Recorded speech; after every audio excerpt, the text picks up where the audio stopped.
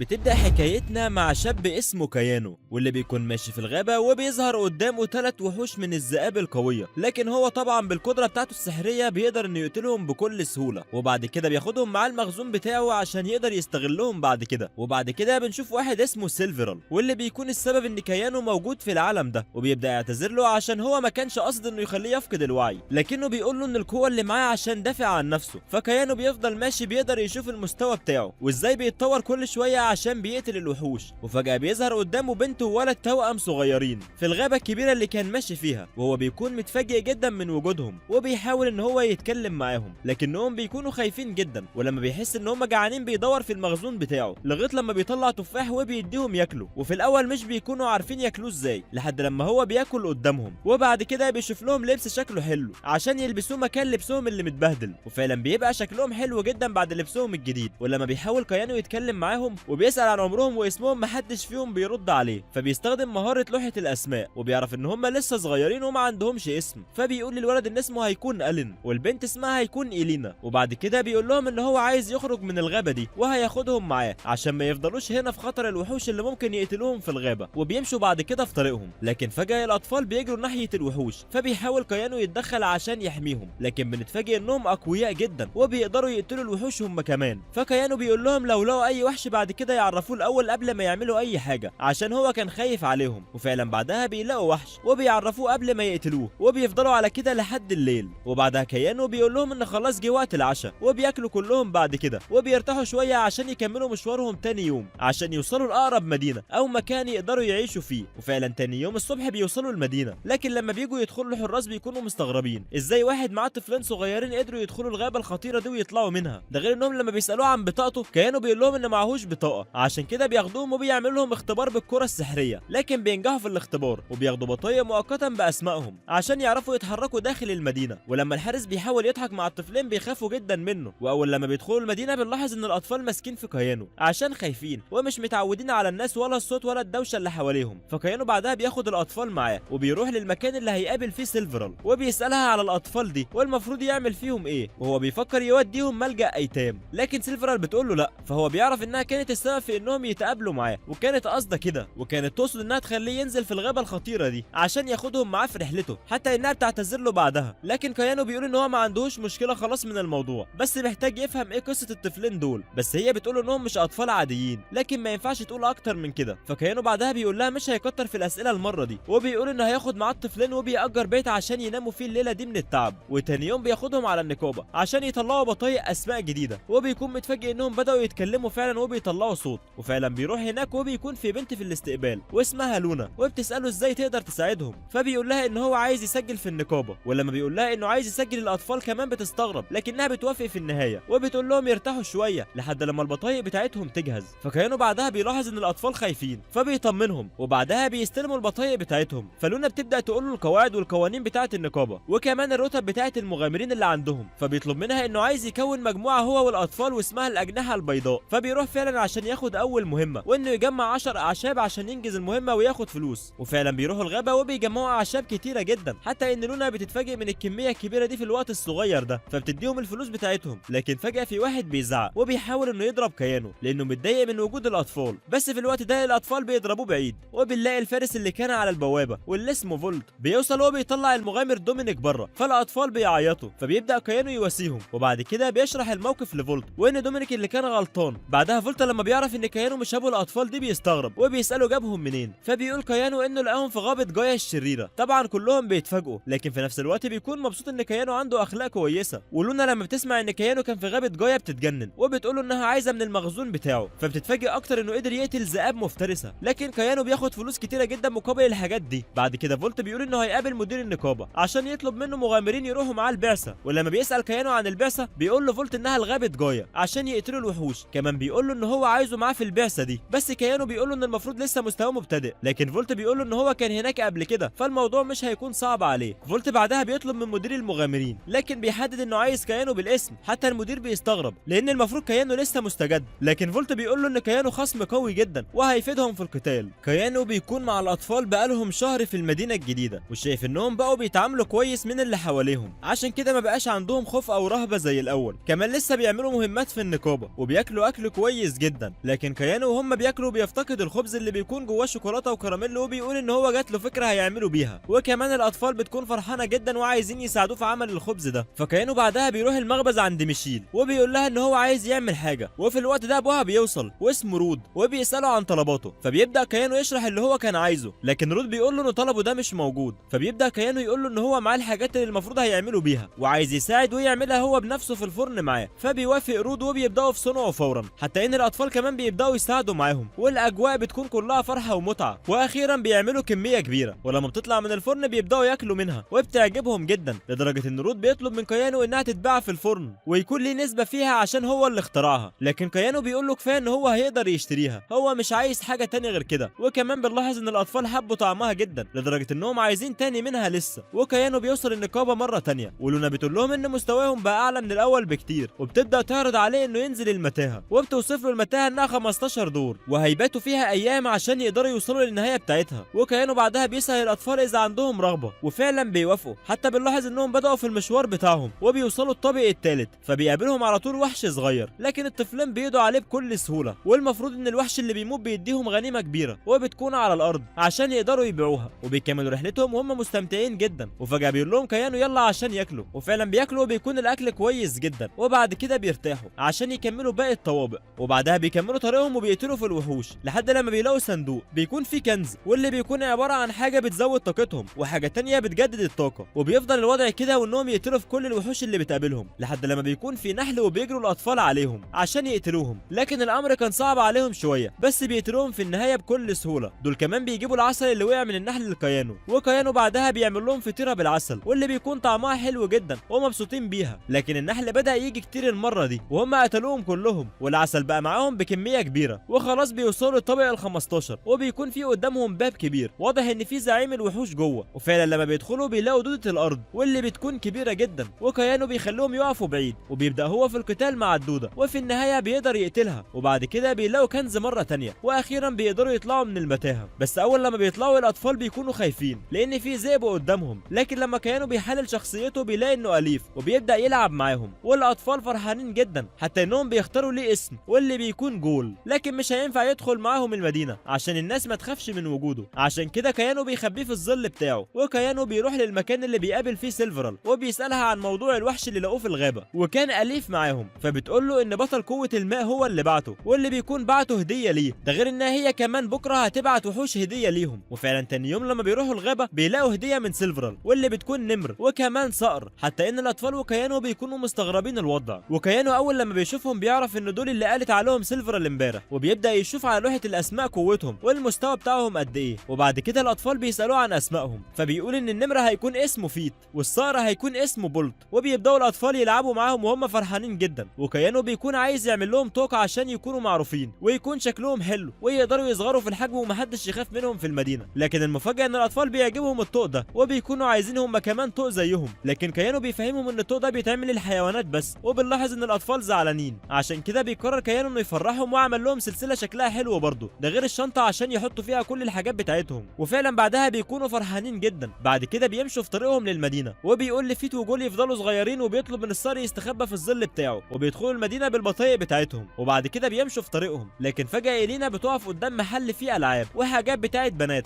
فبيدخل بيهم كيانو المحل وبيشتري شريط شعر لإلينا وبيكون شكله حلو جدا. وبعد كده إلينا بتبدا تجيب منه كتير، ده غير انها اختارت اللون الاسود عشان نفس لون شعر كيانو. وبعد كده بنشوف ايلين ومش عايز حاجه من الحاجات دي لان هو ولد اصلا، بس صاحبه المحل بتطلب من كيانو يخليهم يلبسوا هدوم من اللي بتعملهم عشان تشوف المقاس والشكل ده هل هينفع للاطفال ولا لا. وفعلا الحاجه بيكون شكلها حلو جدا عليهم، لدرجه ان كيانو بيشتري منها واحد ليهم في الاخر عشان يكون عندهم لبس جديد. وبعد كده بيخرجوا من المحل وبيوصلوا البيت عشان يناموا، لكن بنلاحظ ان كيانو زعلان جدا عشان مفيش حاجه في العالم ده يقدر يشتريها لإيلين. وتاني يوم الصبح الاطفال بيصحوا من النوم، وبعد كده بيفطروا كلهم عشان يكونوا مستعدين للرحله واللي هتكون مع فولت في اصطياد الوحوش من الغابه. وبيوصلوا بعد كده عند فولت والفرسان، لكن بنلاحظ ان الاطفال لسه مش متعودين عليه. وبيوصل بعدها القائد ايزاك واللي بيرحب بوجود كيانو والاطفال، وبعد كده بيتوجهوا للعربيه بتاعه فولت. لكن كيانو بيحس ان في حد بيبص ليهم بصه غريبه، حتى انه مش عارف ده عدو ولا صديق، عشان كده بيقف مكانه شويه لدرجه ان فولت بيلاحظ وبيقول ان مفيش حاجه. وبيركبوا العربيه بعدها عادي جدا، وبنلاحظ ان الاطفال بداوا يتعودوا على الاجواء وبيتعاملوا مع الفرسان من غير توتر. واخيرا بيوصلوا غابه جايا الشريره. وبيبدا القائد يقول لهم الخطه اللي المفروض هيمشوا عليها. كمان بيقول لكيانو انه لازم ياخد باله من نفسه، وكمان ياخد باله من الاطفال وما يبعدوش خالص عنه. وبعد كده بيعرفوا على المغامرين اللي هينضموا ليهم في المرحله دي، وبيكون اسمهم رودولف وايريس، وكمان معاهم جليم وزاك،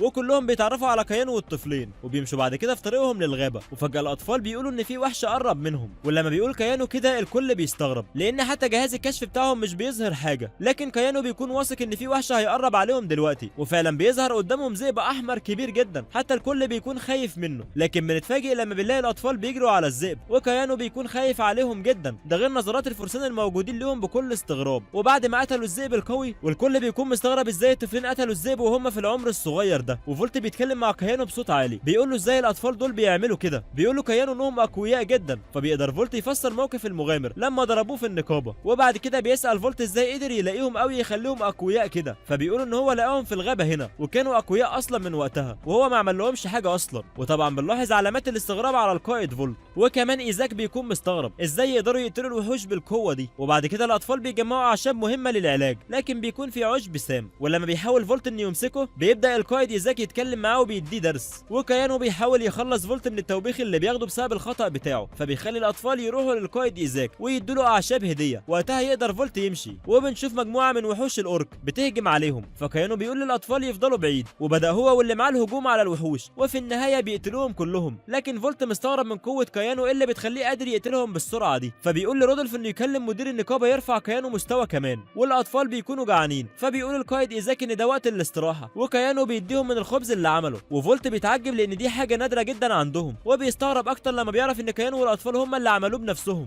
وبعد كده كيانو بيطلع اللي معاه، فبيبدا الكل ياكل منه، وبيستعيدوا قوتهم ونشاطهم. وفي طريقهم وسط الغابه فجاه بيظهر قدامهم شعله حمراء، وده معناها ان في حد بيستغيث. فالقائد بيقول لهم يجروا بسرعه عشان يقدروا ينقذوا المجموعه بتاعتهم اللي بتحارب هناك. وكيانو بيكون شايف انهم كده مش هيلحقوا يوصلوا في الوقت المطلوب، فبيقف مكانه. وبعد كده بيمسك الاطفال وبيستخدم قوه الاعصار السريع، واللي بتنقله فورا عند مكان الجري. وبيشوف قدامه وحوش كتيره من الذئاب المفترسه، ده غير ان في واحد مصاب. فبيقرر انه يستخدم السيف، وبيستعد هو والاطفال. وبعد كده بيهجموا على الوحش وبيقتلوه. وبيوصل بعدها القائد فولت، واللي بيكون مستغرب انهم قدروا يقتلوا العدد ده كله لوحدهم. وبيبدا يشجع كيانو، وبيكونوا واقفين بيتكلموا مع بعض. لكن كيانو بيحس بنفس الاحساس والشعور الغريب مره تانية، وهو ان في حد بيراقبهم. وبيبدا ياخد الاطفال في حضنه عشان ما يقلقوش. بيوصلوا بعد كده للمخيم، واللي المفروض انهم هيرتاحوا فيه، فهيبداوا يحضروا وجبه العشاء دلوقتي. لكن كيانو بيلاقي الفرسان مش عارفين يطبخوا نهائي، فبيحاول ان هو يعدل عليهم مره تانية، لكن الموضوع بيكون صعب.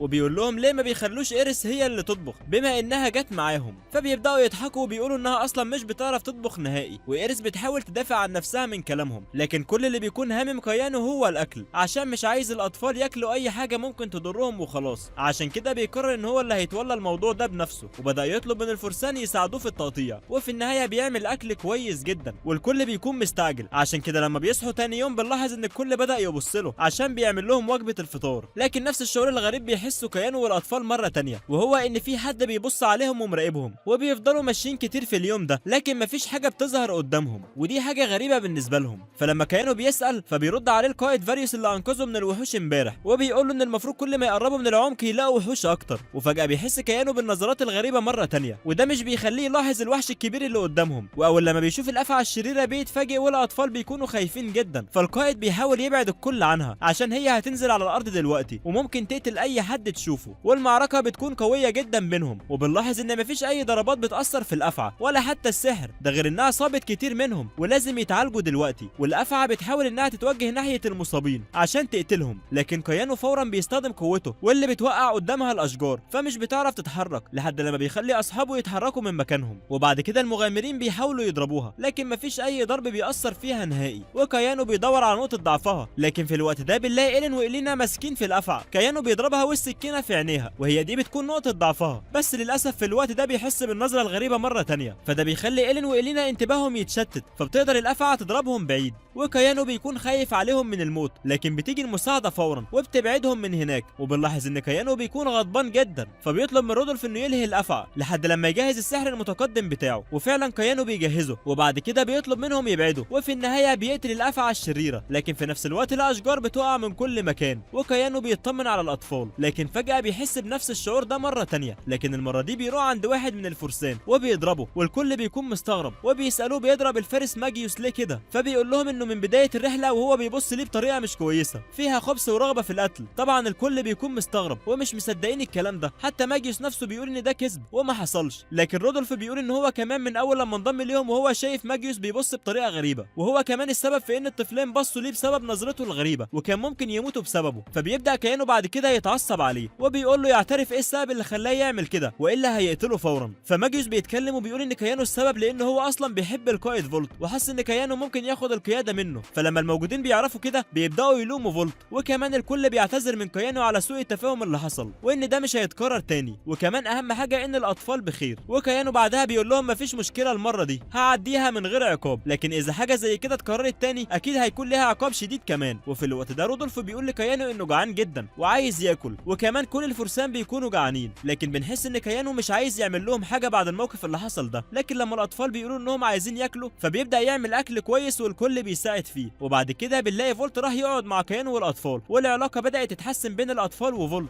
وبعد كده فولت بيقول لكيانو ان خلاص المهمة انتهت هنا ويقدر يرجع المدينة من تاني مع الاطفال ويستلم المكافأة بتاعته من النقابة. وفعلا اول لما بيوصل النقابة بنلاقي لونا بترحب بيه بطريقة كبيرة، وبعد كده بتاخده والاطفال عند المدير يوهان واللي بيشكر فيه وفي مجهوده، كمان بيرفع مستواه هو والاطفال. وبعد كده بينزل مع لونا عشان يستلم المكافأة بتاعة الترقية، والاطفال بيكونوا مبسوطين لما بيشوفوا الفلوس، لكن لونا بتقول له ان لسه في حاجة مهمة تانية وهي انها عايزة منه الموارد اللي جمعها من الغابة والمتاهة. فعلا بتمشي معاه لحد لما بيوصلوا عند جسم الافعى الكبيرة، وبيتفق معاها ان هو هياخد منه جزء عشان يستخدم في العلاج والباقي كله هيكون بتاعها، ده غير انه طلع لها حاجات تانية كتير من اللي جمعوها في الغابة. وبنلاحظ الفرحة الكبيرة على وش لونا، لكن الاطفال بيكونوا متضايقين عشان اداها كل حاجة تقريبا، لكن لما لونا بتشكر الاطفال على مجهودهم بيتكسفوا من نفسهم ومش بيتضايقوا منها. وبعد كده اخيرا كيانو بيقول للاطفال انهم لازم يرتاحوا من اليوم المتعب ده، وفعلا بنلاقيه بينام فورا اول لما بيوصل البيت من شدة التعب بسبب المهمة اللي عملوها في الغابة. وبعد كده بنشوف كيانو في الحديقة مع الاطفال بيلعبوا بالحيوانات اللي معاهم، وبيستغرب لما بيلاقي إيلين بيعمل حركات غريبة قدام جول، ولما بيسألوا عن سبب الحركات دي فبيقول إيلين انه عايز يخلي جول والباقيين يتكلموا عشان يعرفوا يفهموا بعض ويكون في جو من المتعة. وبعد كده بنلاقي كيانو قاعد مع الاطفال بيحاول يعلمهم طريقة الحساب، وكمان بيعلمهم ازاي يستخدموا العملات كويس، وفي نفس اليوم بعد ما بيعلمهم بياخدهم السوق عشان يطبقوا الحاجات اللي اتعلموها عملي، فبيروح بيهم عند بياع الفاكهة، والاول بيحيي البياع وبعد كده بيقول لهم شوفوا انتوا عايزين ايه، فبيبدأ إيلين في الاول وبيختار برتقان، ولما بتسأله عايز قد ايه بيبص لكيانو واللي بيقول له يختار 5، وبعد كده بيعرف المفروض يدفع كام وبيطلع الفلوس مظبوطة، وبيجي الدور على إلينا واللي بتختار تفاح، ولما بتتسأل عن العدد بيقول لها كيانو تختار 5، وفي الوقت ده بتعرف السعر كام وبتطلع الفلوس مظبوطة، والست بتشكر كيانو عشان قدر يعلم الاطفال طريقة الحساب وكمان الاسلوب المحترم اللي ينفع يتكلموا بيه مع الناس. وبعد كده كيانو بيشكر الست على معاملتها وبيتحرك هو والاطفال وبياخدهم على المكتبة، واول لما بيوصلوا الاطفال بيتفاجئوا من شكل المكتبة وان في كتب كتيرة جدا في كل مكان. وبعد كده بيبدأ كيانو يدور على كتاب يقدر يطور بيه سحر استخدام الماء وفعلا بيلاقيه، وبعد كده بيفكر انه يعلم الاطفال القراءة من الكتاب ده، لكن بتوصل مديرة المكتبة واللي بتقول له ان في عندها كتب ومجلات فيها صور كرتون للاطفال عشان يتعلموا ويستمتعوا في نفس الوقت. فبيشكر كيانو المديرة والاطفال بيعملوا نفس الحركة بتاعتها، فبتبدأ المديرة تمدح في الاطفال وطريقة تعليم كيانو ليهم، وكيانو بيكون مبسوط عشان اغلب اللي قابلهم بيشكروا في الاطفال وطريقتهم. وتاني يوم بيروح النقابة عشان يشوف ايه المهمات اللي موجودة عشان يقدروا يعملوها النهاردة، فبيلاقي مهمة قط ضايع وهم لازم يدوروا عليه عشان يرجعوه لصاحبته مرة تانية، وفعلا بيبدأوا رحلتهم عشان يدوروا على القطة واللي بتكون كل المعلومات المتاحة ان اسمها مينا وفي عندها طوق على رقبتها، وكيانو بيكون عايز يسرع عملية البحث فبيطلع صحابه عشان يساعدوه في التدوير على مينا، وبيبدأوا كلهم يتحركوا بكل نشاط وحيوية وبيدوروا، لكن للأسف كل اللي بيظهر قدامهم قطط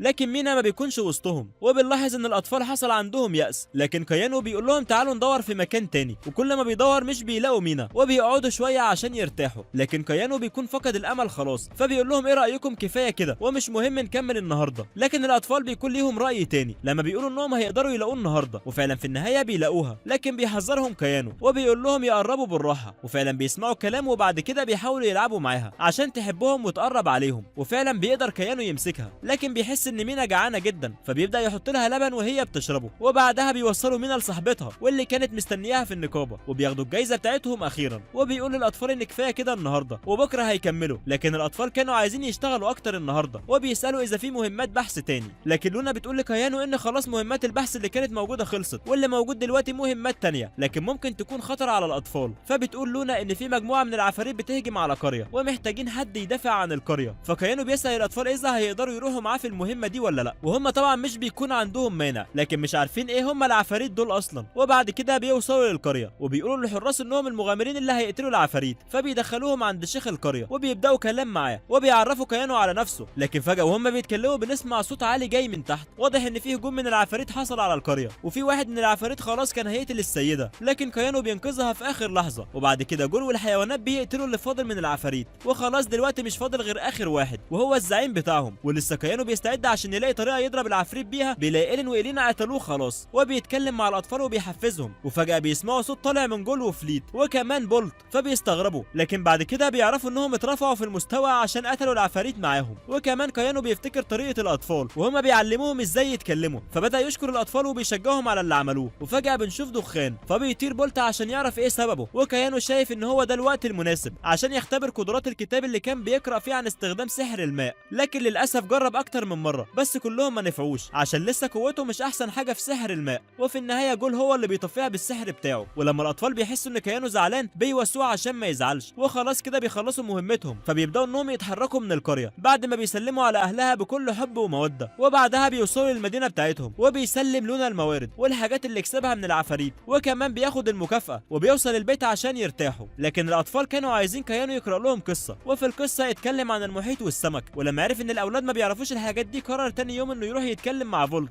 وكمان هيتكلم مع ايزاك عشان يقول لهم ان هو هيروح مدينه بيلي واللي بتقع على المحيط عشان يخلي الاطفال يشوفوا كل حاجه نفسهم فيها. وقبل ما يمشوا بداوا يزوروا كل الناس اللي عرفوهم الفتره الاخيره، سواء صاحب المخبز او حتى بتاعه الملابس. كمان مش بينسى لونا وسيلفرال. واخيرا وصل على ابواب المدينه وبيقول للاطفال يودعوا المدينه دي فتره مؤقته لحد لما يرجعوا مره تانيه. ولسه هيتحرك بيلاقي واحد بيقول له يقف ويرجع له الاطفال لانهم بتوعه. فالاطفال بيفتكروا الراجل ده وان هو كان واخدهم عبيد وضحى بيهم للوحوش، عشان كده بيخافوا جدا وبيمسكوا في كيانو. وكيانو مش بيكون فاهم الراجل ده عايز ايه بالظبط، لكن بيكرر كلامه مره تانيه وبيقول ان الاطفال دول من البضاعه بتاعته. فبيستغرب كيانو لكن بيفهم بعدها ان الراجل ده تاجر للخدم وكان واخدهم خدم معاه، لكن ضحى بيهم للوحوش في الغابه عشان يقدر يهرب. فكيانو بيحاول يتمالك اعصابه وبيقول له دول اخواته مش خدم ولا حاجه، لكن الراجل بيفضل مصمم على موقفه حتى ان كيانو بيتضايق منه ولسه بيفكر يعمل ايه. لكن فجاه بيظهروا الحراس اللي بيسالوا التاجر عن المشكله، لكن كيانو بيقول لهم ان التاجر كذاب عشان حتى معهوش اي حاجه تثبت الكلام اللي بيقوله. وفي الوقت ده بيوصل فولت وايزاك واللي بيخلوا الراجل يروح السجن فورا، وبيسمعوا كلام كيانو وكيانو بيشكرهم على وقفتهم معاه وتصديقهم ليه. كمان هم بيكونوا جايين عشان يودعوهم قبل ما يمشوا. وبعد كده كيانو بيحس ان الاطفال لسه قلقانين وخايفين عشان كده بياخدهم في حصه، وبعدها بيهدوا شويه. وايزاك بيدي كيانو جواب عشان لما يروح لحاكم البلد التانيه يديها له ويتوصى بيه كمان يحل له كل مشاكله. وكيانو بيشكر ايزاك مره تانيه وبعد كده بيودعهم وبيخلي الاطفال يسلموا عليهم قبل ما يمشوا. لكن بنلاحظ ان الاطفال لسه مصدومين من الموقف بتاع التاجر ومش عارفين يضحكوا زي الاول، حتى كيانو بيلاحظ ده فبياخدهم غابه جايا وبيطلع الحيوانات بتاعتهم عشان يلعبوا معاهم ويبداوا يضحكوا، وبيكملوا بعد كده طريقهم في المغامره. لكن وهم راكبين على ظهر الحيوانات بيقابلوا وحوش كتيره جدا، وفي الوقت ده الحيوانات بتبدا انها تضرب الوحوش دي بكل قوتها، حتى كيانو بيتفاجئ من قوتهم الكبيره. لكن قبل ما الاطفال يرجعوا يلعبوا معاهم تاني بيقرر كيانو انه ينظفهم. فكيانو بيكون سعيد جدا عشان الاطفال رجعوا يفرحوا مره تانيه، وبعد كده بيدوروا على مكان عشان يبداوا يعملوا فيه الاكل، والاطفال بيكونوا جعانين وعايزين ياكلوا. لكن كيانو بيقول لهم ان هو عامل لهم مفاجاه في الاكل المره دي، وفعلا الاكل بيعجبهم جدا وبيناموا بعد كده عشان يكملوا رحلتهم تاني يوم. لكن كيانو بيفضل باصص للقمر والنجوم وبيبدا يفتكر كل المواقف اللي مر بيها من اول ما جه العالم ده وقابل الاطفال دول. وتاني يوم بيصحى كيانو عشان يكملوا طريقهم عشان يوصلوا للمدينه اللي على المحيط، واخيرا بيوصلوا فعلا وبيشوفوا المحيط. حتى الاطفال بيكونوا فرحانين جدا لانهم شافوه وبيبداوا يبصوا للميه بغرابه، حتى بيكونوا عايزين يشربوا منها. لكن كيانو بيحذرهم لان الميه هنا مالحه جدا، بس ان الفضول اللي عندهم بيخليهم يجربوا. وفي الوقت ده بيظهر علامات التعجب على وشهم. بعد كده بيبداوا يلعبوا مع الحيوانات، وكيانو بعدها بيسمع صوت غريب، ولما بيبص في المحيط بيلاقي ان في واحده بتنادي عليه، فبيكون فاكر انها بتغرق، فبيبدا يدور على حاجه عشان ينقذها بيها. لكن بنكتشف في النهايه انها حوريه البحر وعارفه اسمه، وكمان عارفه ان هو جاي هنا، وبتبدا تعرفه على نفسها وان اسمها ميليتيا وعايزاه عشان ينقذهم من مشكله هم واقعين فيها. وبتقول ان في مشكله في المدينه بتاعتهم وعايزاه عشان يحلها. طبعا كيانو بيكون مستغرب ازاي هيقدر ينزل مدينتهم اللي تحت الميه، فبتديله بعدها اساور هو واللي معاه عشان يلبسوها، ووقتها يقدروا يتنفسوا تحت الميه، كمان مش هيتبلوا نهائيا. وفعلا بيبداوا رحلتهم، ولما كانوا تحت مش بيكونوا واخدين على الوضع في الاول، لكن بعد كده كده بيبدا يتنفس والاطفال بيكونوا مبسوطين جدا، والحوريه ميليتيا بتاخدهم المكان بتاعهم، وفي الطريق بيشوفوا اسماك وحاجات غريبه على الاطفال، ده غير الوحوش اللي بيقتلوهم كمان في طريقهم. اخيرا بيوصلوا المدينه، لكن ميليتيا بتقول له ان المساعده اللي هي عايزاه فيها دي حاجه ورا المدينه، فبيروحوا لهناك وبنلاقي ان في سفينه كبيره جدا سد على المنجم بتاعهم، وبتكون عايزه كيانو يساعدها ويتصرف في السفينه دي. فعلا بيبدا كيانو وبيفكر ازاي يقدر يساعدهم، فبيقرر ان هو ياخدها من ضمن المخزون بتاعه عشان يقدروا يتابعوا الزراعه بتاعتهم في المنجم ده. وفجاه كيانو بيلاقي ان في عدد كبير جدا من الحريات وكل الشعب ده واقف عشان يشكروه على الحاجه اللي هو عملها، وكيانو بيبدا يسالها عن طبيعه الحاجات اللي بيزرعوها في المنجم ده، وبتبدا تشرح له ان الحاجات دي بيستخدموها في العلاجات الطبيه زي الاعشاب والمرجان. وبعدها ميليتيا عشان تشكرهم بتقول لكيانو انها هتاخدهم عشان يزوروا رئيسه المدينه بتاعتهم، فبيتحركوا في طريقهم عشان يروحوا للمدينه، واخيرا بيوصلوا عند رئيسه المدينه، وميليتيا بتاخد منها الاذن الاول عشان يدخلوا. واول لما بيدخلوا بنلاحظ ان كيانو والاطفال بيتفاجئوا من مظهرها الجميل جدا، وبعد كده رئيسه المدينه بترحب بيهم وبنعرف ان اسمها توهاتي، وبنلاحظ ان الرئيسه مبسوطه جدا بوجود كيانو معاهم في المدينه، وبتبدا تشكر فيه وبتقول انها عارفه كل حاجه عنه وان هو شخص كويس. ولما ميليتيا بتقول لها كمان ان كيانو انقذ المدينه بتاعتهم من السفينه اللي كانت مضايقاهم بتفرح جدا، وبتبدا تقول كلام حلو لكيانو لدرجه ان هو بيتحرج،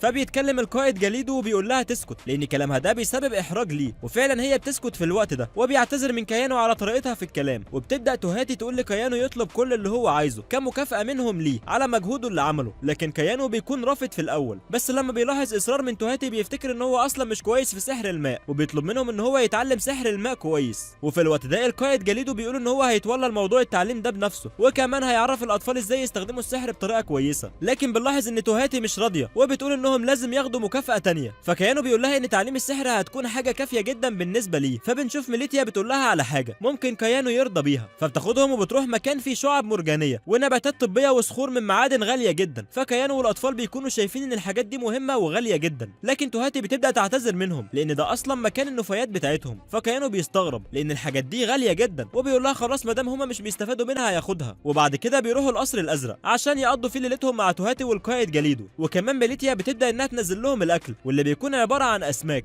والاطفال بيكونوا مبسوطين جدا بالاكل ده، غير ان الاجواء بتكون مرحه جدا واغاني والناس كلها مبسوطه، والاطفال بيبداوا يبصوا على الاسماك، وكيانو بيعرفهم دي سمكه ايه ودي سمكه ايه. ولما بيخلصوا القائد جليدو بيطلعهم فوق المحيط عشان يكونوا في مكان امن ويقدروا يتعلموا فيه السحر كويس، وبيبدا القائد يعلمهم ازاي يستخدموا سحر الماء. وفي الاول بيتكلم مع كيانو وبيقول له ان هو لازم يحس الطاقه السحريه جواه عشان يقدر يعمل كل اللي هو عايزه. وفي الوقت ده كيانو بيجرب على المحيط وفعلا بيقدر يستخدم السحر، وبعد كده بيجي دور الاولاد، والقائد جليدو الاول بيخليهم يحسوا بالطاقه السحريه، بعدين بياخد ميه في ايده قدامهم وبيجرب السحر، وهم وقتها بيقلدوه، وفعلا في النهايه بيقدروا يتعلموا بسرعه، حتى ان القائد بيكون مستغرب من مهارتهم، وكيانو بيكون فخور جدا بيهم، وبيكملوا تدريبهم لفتره اكبر من الوقت، وكيانو شايف انهم قدروا يوصلوا لمستوى كويس من السحر ده. بس فجاه الاطفال بنلاقيهم خايفين، ولما بيبص كيانو بيلاقي دوامه كبيره بتحصل في المحيط، فكان شاكك ان ده وحش او حاجه خطيره ممكن تاذيهم. وبنروح بعد كده بالمشهد لسيلفرال واللي بتتكلم مع الخدم بتوعها عن الوضع اللي كيانو فيه دلوقتي، وبعد كده بتشرب كوبايه شاي، لكن فجاه الخادم بيقول لها ان كيانو في مشكله دلوقتي. ولما بنروح بالمشهد لكيانو بنلاحظ ان في تنين بحر ظهر قدامهم وبيكونوا خايفين جدا، لكن كيانو بيلاحظ ان التنين مش بيهجم عليه وبيبدا انه يتكلم كمان، وكيانو بيكون مستغرب ان هو بيتكلم، ده غير كده عارف ان كيانو جاي من عالم تاني. كمان بيقول له ان الطفلين دول يكونوا اولاد بطل الماء، فلما كيانو بيسمع منه كده بيساله عرف منين، فبيقول له التنين ان هو اصلا اللي كان مكلف بحمايتهم، لكن ما ينفعش هو يعيش وسط البشر عشان هيحصل دمار ورعب بينهم. وبعد كده بيحاول التنين انه ياخد الاطفال من كيانو، وبيقول عشان هو هيقدر يحميهم اكتر، بس الاطفال بيمسكوا في كيانو وبيقولوا انهم عايزين يفضلوا معاه على طول، وبنعرف ان دي كانت لعبه بس عشان عايز يعرف الاطفال بيحبوا كيانو ولا لا، وهو دلوقتي خلاص كده اطمن عليهم، وبيتفق بعدها مع كيانو انه لو نادى عليه في اي وقت هيظهر عشان يساعدهم. وكيانو بيطلق عليه اسم كايزر، ده غير ان كايزر في الوقت ده بيديله حجر سحري، وبيقول له ان لو الحجر ده هيكون معاه على طول هيقدر كايزر يعرف مكانهم ويساعدهم في اي وقت. وبعد كده بياخدهم على ظهره عشان يرجعهم مدينه الحريات مره تانية، واخيرا بيوصلوا وبيودعوا كايزر في النهايه. وكيانو والاطفال بيدخلوا على توهاتي وميليتيا واللي بيكونوا فرحانين جدا عشان قدروا يخلصوا تمريناتهم وتعلموا السحر، والاطفال بيقولوا انهم جم على ظهر حيوان، بس كيانو بيقول انها سمكه عشان ما ينفعش يقول تنين ويخضهم، وبتبدا توهاتي تقول لهم يدخلوا يرتاحوا شويه لانهم اكيد تعبانين من التمارين طول اليوم، لكن كيانو كان ليه راي تاني لما بيقولوا انهم محتاجين يمشوا عشان اتاخروا على المشوار بتاعهم، وميليتيا وتوهاتي بيكونوا زعلانين عشان هيمشوا، لكن كيانو بيقول لهم مفيش داعي، وتوهاتي بتقول لهم يستنوا وبتجيب صندوق معاها، وبيكون كيانو فاكر انه كنز وبيتخض منه، لكنه بيطلع وبيطلع اكل في الاخر، وخلاص بيودعوهم وبيفضلوا ماشيين في طريقهم عشان يكملوا مشوارهم لمدينه بيلي، واللي بتكون المدينه اللي المفروض يروحوها. لكن في طريقهم الاطفال بيلاقوا سلطعون فبيقتلوه، وبعد كده بيقفوا لانهم شافوا باب شكله غريب ومش معروف هو باب ايه، وبيكون عندهم الفضول والاولاد بيجروا يدخلوا مره واحده، وبيروح كيان وراهم بعد كده، وبيلاقوا نفسهم قدام كره سحريه واللي هتنقلهم لمكان غريب. وبيعرف كيانو انها متاهه ومتكونه من 30 دور، ولما بيسال الاولاد بيقولوا انهم عايزين يروحوا المتاهه دي وانهم مش تعبانين، لكن كيانو بيقول لهم الغدا الاول، وبعد كده بيتفقوا انهم هينزلوا 10 ادوار بس ويروحوا المدينه عشان يرتاحوا بعد كده ويكملوا في يوم تاني. وفعلا الاولاد بيوافقوا، وبعد كده بيوصلوا الدور الاول واللي بيكون فيه ضفادع وبيقتلوها بالسحر بتاعهم في النهايه، وبعد كده بيدخلوا من باب سري في الدور التاني وبيكون فيها صناديق كنز كتير كلها اسماك وحاجات نادره، وبعد كده بيوصلوا الطابق الخامس. لكن كيانو بيقول لهم يرتاحوا الاول وياكلوا العشاء وبعد كده بيناموا عشان يصحوا تاني يوم يكملوا المغامره بتاعتهم. وفعلا بيمشوا في الدور السادس واللي بيكون فيه قدامهم وحش بالصدفه، لكن كيانو بيحذرهم انهم لازم يقتلوه من بعيد، وفعلا بيقتلوه. كيانو بيكون مبسوط جدا بيهم، حتى انه لما بيبص على مستواهم بيلاقيه بقى عالي جدا بالنسبه للاطفال، والاطفال بعدها بيجيبوا الغنيمه اللي وقعت من الوحش، ولما بيستخدمها كيانو بتعمل صوت عالي جدا والاطفال بيتخضوا، وبعد كده بيقابلوا وحش تاني وبيقتلوه، لكن كيانو بيخلي الغنيمه معاه المره دي. واخيرا وصلوا الطابق العاشر وقدامهم باب واللي بيكون فيه زعيم الطابق العاشر، واول لما بيدخلوا بتبدا الاسماك القويه تهجم عليهم، لكن كيانو والاطفال بيهزموهم في النهايه وبيبداوا يجمعوا الغنيمه بتاعتهم. والاطفال بياخدوا بالهم ان في صندوق تحت الميه، ولما بينزلوا بيلاقي كيانو في الصندوق اسوره زي اللي معاهم، وبيقولوا ان لو معاه منهم كتير هيقدر يخلي الوحوش بتوعهم ينزلوا معاهم. وخلاص بيخلصوا مشوارهم في المتاهه وبيطلعوا عشان يستخدموا الكره السحريه اللي هتوديهم المدينه، وبعدين يبقوا يرجعوا مره تانية عشان يكملوا باقي المتاهه. وبيوصلوا فعلا المدينه واللي بيكون شكلها حلو جدا والاطفال بيكونوا مبسوطين. وقتها بيفتكر كيانو الجواب اللي كان اخده من ايزاك عشان يديه لحاكم مدينه بيلي عشان يهتم بيهم، لكن في الاول كيانو بيقولوا انهم ياخدوا جوله في المدينه، وفعلا بيتمشوا لحد لما بيلاقوا واحد بيبيع حاجات حلوه، بس كيانو بيكون عايز يحط النكهه بتاعته، ولما الاطفال بياكلوها بتعجبهم جدا، حتى ان البائع بيتعجب من اللي عمله. وبعدها كيانو بيعرض عليه يدوقها، ولما بيلاقيها حلوه كل الموجودين في البلده بيقولوا انهم عايزين ياكلوا زيهم، وبيبدا كيانو يساعد البائع في الطريقه لحد لما الكميه اللي معاه بتخلص. وبعد كده البائع بيسال كيانو عن ماء الصويا ده بيجيبه منين، وبيبدا البائع يجري في طريقه عشان يدور بنفسه على ماء الصويا ويعمل منه الاكل عشان يكسب فلوس كتير. وبيبدا كيانو يتحرك مع الاطفال اللي مش بيكونوا عارفين هو رايح فين، لكن فجاه بنلاقيه راح عند الحداد وبيطلع له الحجر اللي اخده من تنين الماء عشان يعملوه له سلاسل ويقدروا يلبسوها، لان كده حجمه كبير جدا. والحداد اول لما بيشوف الحجر بيستغرب، ده غير ان المساعد بتاعه كمان لما بيجي بيستغرب اكتر هو كمان. وبعد كده بيرسم لكيانو تصميم حلو عشان ينفذه، والاطفال بيوافقوا على التصميم ده وبيقولوا ان شكله حلو، وبيكون الحداد محتاج خيط عشان يعمل السلسله. ولما كيانو بيطلع له الخيوط اللي معاه بيتفاجئوا لانها حاجه نادره جدا ومش بتكون مع الناس كلها. وبعد كده بيقول الحداد انه عايز منها 3 عشان يكون ليه وللاطفال، فبيقولوا الحداد انه هيعمل 3 اشكال مختلفين. ولما كيانو بيطلع له جلد التعبان اللي قتلوه عشان يعمل لهم دروع وقفازات على ايديهم، الحداد والمساعد بيتفاجئوا بدرجه كبيره جدا المره دي. لكن في الوقت ده الحداد بيفهم ان اصلا كيانو مغامر من الدرجه الف، عشان كده معاه كل الحاجات الثمينه دي. وفي النهايه بيودعوا الحداد لحد لما يرجعوا له مره تانية وياخدوا الحاجه بتاعتهم لما تخلص. وبعد كده كيانو بياخد الاطفال معاه وهو رايح يقابل سيلفرال عشان يطمنها عليهم،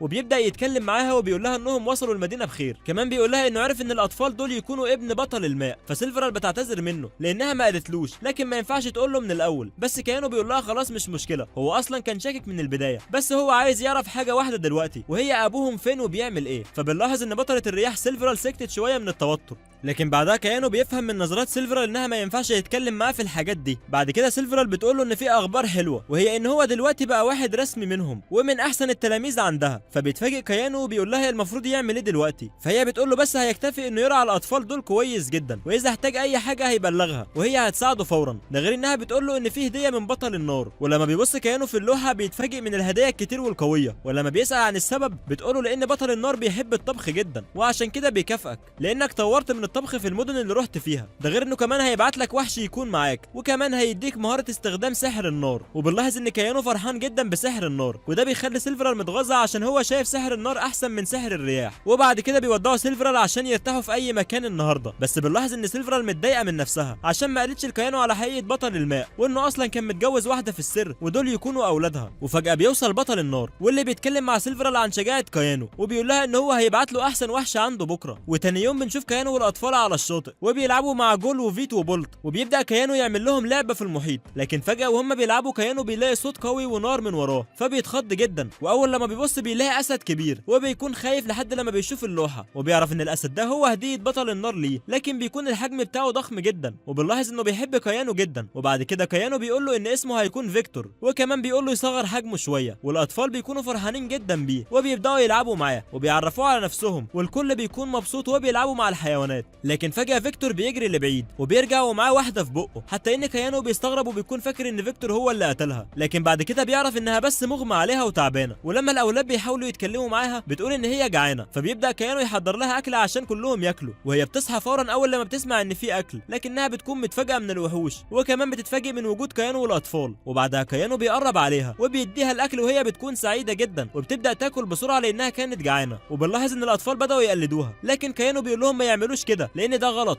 وبعد ما بتخلص اكل بتتكلم مع كيانو وبتعرفهم على نفسها وان اسمها فيفي، والاطفال بيعرفوا عن نفسهم كمان، وكمان كيانو بيعرف نفسه، والبنت بتبدا تقول انها كانت في مهمه سريه عشان تجمع معلومات عن شخص معين، وهي في طريقها بيكون الاكل اللي معاها خلص وبدات تاكل من الغابه، لكن هي بقى لها يومين مش بتاكل، فبعدها فقدت الوعي. وبعد كده بتقول انها محتاجه تمشي عشان ما تتاخرش، وفعلا بتمشي فورا. وبنلاحظ ان الاطفال بيسالوا كيانو سؤال مفاجئ لما بيقولوا له يعني ايه اب وام، فبيبدا كيانو يتكلم معاهم وبيقول لهم دول جزء من العيله، لكن الاولاد مش بيكونوا فاهمين برضه، فبيوضح لهم ان الاب والام دول هم اللي بيجيبونا للدنيا، وبعد كده بتتكون العيله. وفعلا الاولاد بداوا يفهموا، وبعد كده لعبوا مع الحيوانات، وكيانو متوقع انهم في يوم من الايام هيسالوا عن ابوهم وامهم اكيد. وبعد كده بيتجه كيانو ناحيه النقابه في البلده دي، واللي منها هيقدر يشوف المهمات ويعملها عشان ياخدوا فلوس ويعيشوا. ولما بيبص على المهمات بيلاقي نفسه عاملها اصلا ومجمع الموارد كلها، وبيروح عند البنت اللي اسمها كارولا وبيقول لها ان هو معاه الحاجات دي كلها، وهي بتستغرب منه. ولما بتاخد البطاقه بتاعته بتلاقي ان مستواه عالي فبتتخض وبتتكلم بصوت عالي. والمره الثانيه لما بتكشف عن بطايقهم كلهم بتلاقي انهم اكتشفوا متاهه جديده اصلا، وبتتفاجئ بطريقه كبيره، والكل بياخد باله من الموضوع ده بسبب صوتها العالي. وكيانو والاطفال بيكونوا متوترين شويه ومش عارفين يعملوا ايه، لكن طبعا هي اللي عملته ما ينفعش، عشان كده بنلاقي مدير النقابه متضايق من كارولا وبيخليها تعتذر لكيانو والاطفال عن اللي عملته، وكيانو بيقبل اعتذارها وبيبدا المدير يتكلم معاه عشان يشرح له ازاي هو قدر يكتشف مكان المتاهه دي. وفعلا بيبدا كيانو يشرح مكانها، والمدير بيكون مستغرب هو ازاي قدر ينزل المسافه دي كلها تحت الميه، لكن كيانو ما ينفعش يقول لهم عن الاساور اللي اخدها من الحريات، وبيقول ان هو واثق في قدراته على الغطس مش اكتر، وده بيكون كل اللي يقدر يقوله للمدير في الوقت الحالي. وتاني يوم المدير بياخده معاه عشان يقابله حاكم بيلي ويحكي له عن المتاهه، والحاكم سيدريك بيقابل كيانو وبيبدا يتكلم معاه وبيعرفهم على نفسه. وبنلاحظ ان كيانو مستغرب لان نفس اسم العيله هو اسم ايزاك، عشان كده بيفتكر ايزاك لما اداله الجواب. وبعد كده الحاكم سيدريك بيقول ان ايزاك ده يكون اخوه الصغير، وبرضه الاطفال كمان بيلاحظوا الشبه في الشكل بين ايزاك وسيدريك. وبعد كده بيقعدوا كلهم مع السيد سيدريك، واللي بيطلب من الخادم يقدم لهم الشاي، لكن فجاه الاطفال بيشوفوا ولدين بيبصوا من الباب فبيستغربوا، ولما بيسالوا السيد سيدريك مش بيكون عارف ايه بالظبط، فبيقول ممكن يكونوا الجنيات، فالاطفال بتخاف. وبعدين بيبداوا يشربوا الشاي، وبيتكلم واحد جاي من النقابه مع كيانو عن المعلومات اللي وصلت لهم بالنسبه للمتاهه، لكن بنلاحظ في الوقت ده ان سيدريك وكمان الموجودين في النقابه مبسوطين عشان في اكتشاف متاهه جديد حصل في الولايه بتاعتهم. وكيانو بعدها بيطمن ان اللي عملوا حاجه حلوه، وبيعرف ان المتاهه دي تعتبر مكان للموارد وبتخلي المدينه غنيه، وكل المغامرين اللي فيها مبسوطين عشان هيقدروا يلاقوا شغل اكتر. وبيبدا الولد يتكلم مع كيانو وبيعرفوا ان في عدد كبير جدا من المتاهات لسه محدش عارف هم فين بالظبط. وبعد كده بيتكلم السيد سيدريك اللي بيقول ان خلاص كده الامر انتهى، وفاضل ان كيانو ياخد المكافاه بتاعته عشان اكتشف المتاهه دي، لكن كيانو بيكون مصر ان هو ما ياخدش هدايا. فالحاكم بيقول ان المتاهه كده كده هتتسمى باسم كيانو، لكن كيانو مش عايز يكون ظاهر اكتر من كده. وفي اللحظه دي الحاكم بيوافق على طلبه، بس بشرط انه لازم ياخد المكافاه اللي هو هيقول عليها. وبعدها الولد الموجود بيستاذن عشان يمشي، لكن بنلاحظ ان سيدريك بيتكلم معاه على اللي عملته كارولا في النقابه، وبيقول الولد وهو متوتر ان حاجه زي كده مش هتتكرر تاني، وكمان بيعتذر لكيانو عن اللي حصل. والامر بينتهي بعد كده، وبيبدا السيد سيدريك يتكلم مع كيانو والاطفال عن رحلتهم، فبنلاحظ ان الاطفال فرحانين عشان المحيط. وفجاه بيدخل الخادم اللي بيقول للسيد سيدريك على الغدا، والسيد بياخد كيانو والاطفال معاه طبعا، واللي بيتفاجئوا من شكل المكان الجميل. وبعد كده بيعرفهم على زوجته اوليفيا واولاده سيودور ولاتس،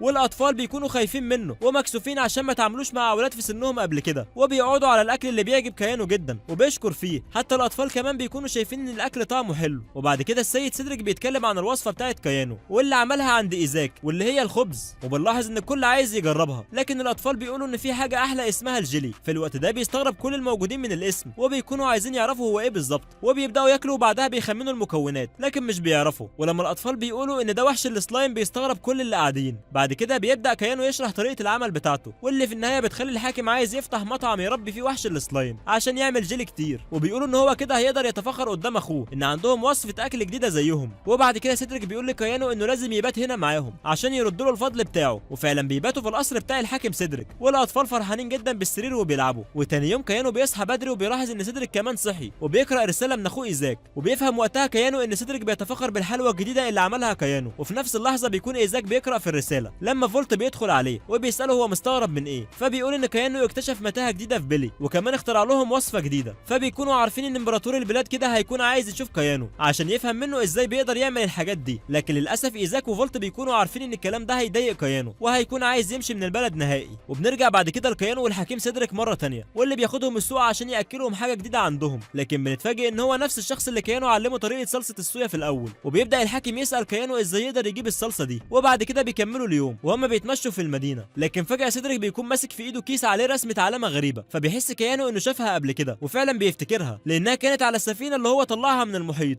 وبيبدا كيانو يتكلم مع سيدريك وبيساله اذا يعرف حاجه عن سفينه اسمها ليتيلدا، فبيقول انه قرأ عنها قبل كده. وبيجي واحد تاني يقول ايوه دي سفينه مشهوره وغرقت مننا في المحيط. في الوقت ده كيانو بيقول لهم ان السفينه دي هو لقاها وعايز يرجعها لهم مره تانية، وبيكونوا مستغربين اصلا ازاي قدر يطلعها من قاع المحيط بالسهوله دي، وبيستغربوا اكتر لما بيسالوه هو عايز ايه مقابل كده. لكن كيانو بيرفض ونظراتهم بتكون غريبه، فكيانو بيكون فاكر انه عمل حاجه غلط، لكن بيفهم في الاخر ان عندهم هنا اللي بيلاقي حاجه اما بياخدها ليه او بيرجعها، بس بياخد عليها مقابل. وبعد كده الاطفال بيسالوا كيانو هو هيعمل ايه دلوقتي، فلما بيقول لهم انه هيرجع السفينه بيستغربوا وبيسالوا عن السبب، فهو بيقول لهم ان ده الصح عشان الحاجه بتاعتهم. وفعلا كيانو بيروح قدام البحيره وبيطلع السفينه، والراجل صاحب السفينه بيكون مبسوط جدا وبيشكر كيانو على المجهود بتاعه. وبعدها بياخده في السوق ياخد كل اللي هو عايزه، وكيانو في الوقت ده بياخد حاجات كتير من السوق. وبعد كده بيقول للاطفال انه هيعلمهم نوع اكل جديد، وفعلا بيستخدموا الجنينه بتاعت سيدريك وبيلبسوا لبس الطبخ عشان يساعدوا كيانو، وبيبداوا يجهزوا المكونات. وفي النهايه كيانو بيخلص الاكل واللي بيكون اسمه كاري، والريحه بتاعته بتكون حلوه جدا لدرجه ان كله بيتجمع على الريحه، وبيبدا كيانو يحطهم في اطباق عشان الكل ياكل. وطبعا الاكل بيكون طعمه حلو جدا حتى ان سيدريك مش متمالك اعصابه من جماله. وفجاه بيدخل رئيس الطباخين واللي بيقول لكيانو ان الوصفه طعمها حلو جدا وكمان عايز كيانو يكون الاستاذ بتاعه. طبعا بيكون في احراج لكيانو، فسيدريك بيخلي رئيس الطباخين يسكت. وبعد كده بيقعد الاطفال كلهم مع كيانو، وسيودور ولاتسي بيسالوا كيانو عن المغامرات اللي عملها والوحوش اللي قتلها كمان. فبيبدا كيانو يقول لهم والاطفال بيتحمسوا جدا. كمان بيمدحوا في إيلين وإيلينا لما بيعرفوا انهم اقوياء وده بيحرجهم جدا. وبعد كده بيخرجوا في المدينه وبيروحوا المخبز عشان كيانو يعمل لهم الخبز اللي فيه شوكولاته، وبيبدا الاولاد يساعدوا بعض، وده بيخلي كيانو مبسوط ان إيلين وإيلينا اندمجوا معاهم. وفي النهايه الاكل بيخلص والكل بياكل منه، وبنشوف رد الفعل على الاكل واللي بيكون طعمه حلو جدا لدرجه ان الطباخ بيقول انه عايز يكون تلميذ عند كيانو. وبعد كام يوم كيانو بياخد الاطفال في مغامره وبيخرج الوحوش عشان يساعدوهم. وبنلاحظ ان فيكتور زعلان عشان كيانو قرر انه يركب على جول وفيت، والطريق بيكون ضيق فبينزل من عليهم وبيخليهم يصغروا في الحجم. لكن فيكتور بيجري بسرعه فبيقدر يكسر الاشجار ويوسع الطريق. وفجاه الاطفال بيحسوا ان في خطر بيقرب منهم، وفعلا كيانو بيشوف 4 من قطاع الطرق طالعين عليهم. وكيانو بيكون مقدر خطوره الموقف وان الامر هيكون صعب، عشان كده بيحاول يقول للاطفال يبقوا بعيد وهو هيتولى الامر بنفسه. لكن بيلاحظ اصرار كبير منهم فبيقول لهم ما يقتلوش حد. كمان بيحذر الوحوش اللي معاه بيقول لهم ما حدش يأذيهم بطريقه كبيره. وبتبدا المعركه ولسه الاطفال وكيانو بيهجموا، لكن فجاه فيكتور الاسد بيجري اسرع منهم وبيقدر انه يضرب كل قطاع الطرق لوحده. طبعا كل الموجودين بيتفاجئوا من مهارته العاليه، والاطفال بعد كده بيشكروه على مجهوده. وكيانو بيقول انه هيسيبهم كده لحد لما الحكومه تيجي تاخدهم، لكن الاول بيسالهم على المقر بتاعهم. ولما الراجل مش بيرضى يتكلم بنشوف فيكتور ظهر قدامه فبيخاف منه وبيتكلم فورا. واول لما بيوصلوا المقر بيكون كل الموجودين مستغربين من وجودهم، لكن إيلين وإيلينا مش بيدوهم فرصه وبيضربوهم كلهم. كمان فيكتور بيساعد معاهم وفي النهايه بيهزموهم. وكيانو بياخد جوله في النفق مع الاطفال، ولما بيبصوا في مكان كده بيلاقوا كنز كبير جدا، والاطفال بيروحوا لمكان تاني واللي اول لما بيشوفوا كيانو بيلاقي فيه الاسرى اللي قطاع الطرق اخدوهم، وبيقرب منهم عشان يساعدهم، لكن بيكونوا خايفين في الاول. لكن طبعا في النهايه بيطلعهم وهم بيكونوا فرحانين جدا عشان شافوا النور اخيرا. كمان بنلاحظ ان فيكتور بيتكلم، حتى كيانو اللي معاه بيستغربوا. وبعدها كيانو بيعرف انه اتعلم المهاره دي بعد ما قتل قطاع الطرق. وبنشوف بعد كده بطلنا كيانو مع إيلين وإيلينا في طريقهم للحداد، واول لما كيانو بيدخل بيقولوا للحداد ان هو كان مستنيه اصلا، فبينادي على المساعد بتاعه رودري عشان يجيب الحاجات اللي عملوها لكيانو. فبيوصل رودري بالحاجات اللي معاه وبيكون شكل السلاسل حلو جدا وبيعجب الاطفال. كمان بنشوف القفازات الجلد اللي بيشكر فيها كيانو، والحداد بيقول لهم ان هو مبسوط عشان سمع الكلام ده منهم، وبيقول كمان ان الموارد اللي جابوها ليه كانت حاجات حلوه. وبيبدا كيانو يلبس القفاز بتاعه وبيكون مبهور بيه جدا لان شكله حلو. وبيبدا الحداد يقول له يجيب الصقر عشان يجرب عليه القفازات، لكن كيانو بيكون متردد شويه. بس للاسف بيكون الحداد ورودري مصرين انهم يشوفوا الصقر، ولما بيخرجوا كيانو بيستغربوا جدا لان اصلا ده صقر نادر ومش موجود غير مع الابطال. وبيبدا الاطفال يجربوا هم كمان يتعاملوا مع بولت، لكن وهم في المدينه الكل بيبص عليهم، عشان كده كيانو بيقول لهم يشيلوا بولت افضل. وبعدين بيقعد يتكلم مع الحاكم سيدريك عن قطاع الطرق، فالحاكم بيقول له ان من ضمن المسروقات كان في لوحه مهمه، وفعلا كيانو بيلاقيها وبيرجعها ليه مره تانية. وبنشوف كيانو والاطفال نازلين المحيط مره تانية، بيكونوا في طريقهم لمدينه الحريات عشان يطلبوا منهم اساور سحريه للحيوانات بتاعتهم عشان يقدروا يستخدموها تحت الميه. وفعلا الاميره توهاتي بتوافق وبتجيب لهم ميليتيا كل الاسوار اللي محتاجينها، وبيودعوهم بعدها وبيبلغوهم اذا احتاجوا اي حاجه يعرفوهم فورا. وبعد كده بيرجعوا للمتاهه مره تانية واللي كانوا وقفوا فيها عند الدور العاشر، وفعلا بيكملوا طريقهم في المتاهه. وكيانو بيكون ماشي ورا كلام الاطفال، لكن للاسف الجو بقى ممل لان مفيش اي وحوش نهائيا قابلتهم. بس فجاه الاطفال بيحسوا بخطر وبيبداوا يجروا ناحيته، واخيرا بيلاقوا وحوش وبيكونوا فرحانين جدا وهم بيقتلوهم. وبعد كده بيلاقوا اوضه فيها كنز وبيقدروا يستخرجوهم، كمان بيناموا عشان يكملوا مشوارهم تاني يوم. وكيانو بيلاحظ ان الاطفال بردانين فبيطلع لهم جواكت تقيله عشان يتدفوا، وفي نفس الوقت بيظهر دب كبير قدامهم، ولما بيقتلوه بيلاقوا معاه فرو كبير، وبيفكر كيانو يعمل لهم معاطف يلبسوها. والاطفال بيكونوا مبسوطين جدا من كلامه، كمان بيقولوا انهم عايزينه يعمل لجول وفيت كمان.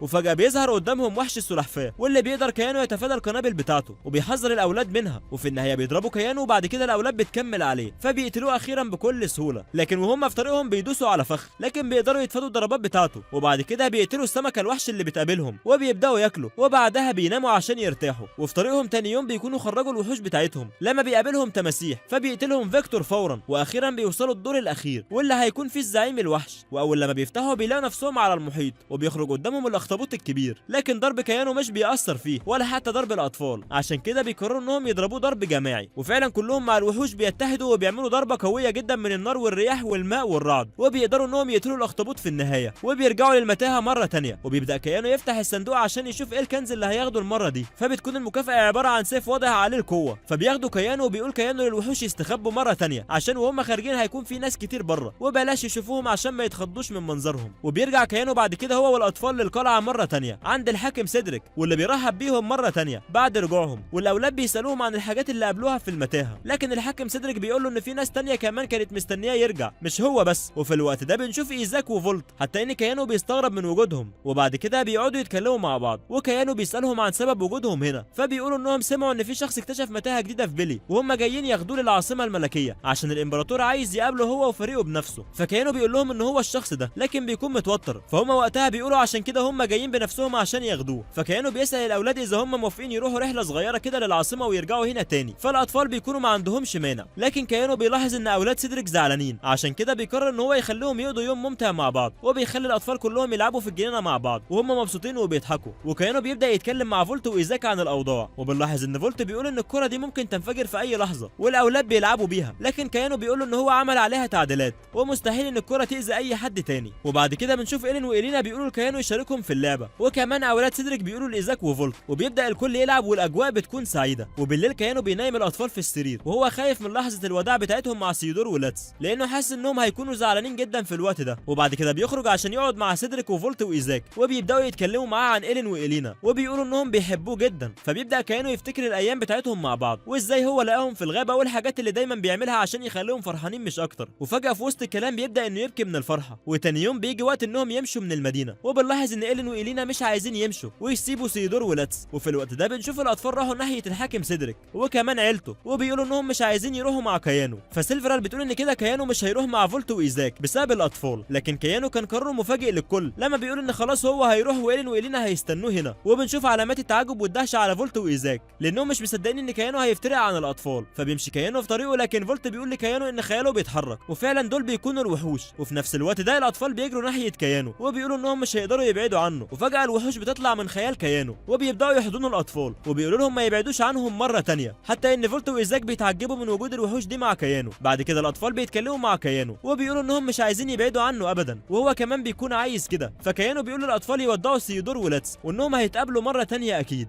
وكيانو بيركب الحصان مع الاولاد وبيبداوا رحلتهم للعاصمه الملكيه. يا ترى ايه اللي مستني كيانو والاطفال في العاصمه الملكيه؟ وهل معامله الامبراطور كويسه؟ كل ده هنعرفه في الجزء الثاني من الحكايه. وبكده يكون خلص الموسم الاول من الانمي، والموسم الثاني اول لما ينزل هنلخصه على طول. فلو عجبك الملخص ما تنساش اللايك والاشتراك لان ده بيشجعنا استمر. وفي النهايه ما تنساش صلي على النبي. اشوفكم في حكايه جديده والسلام.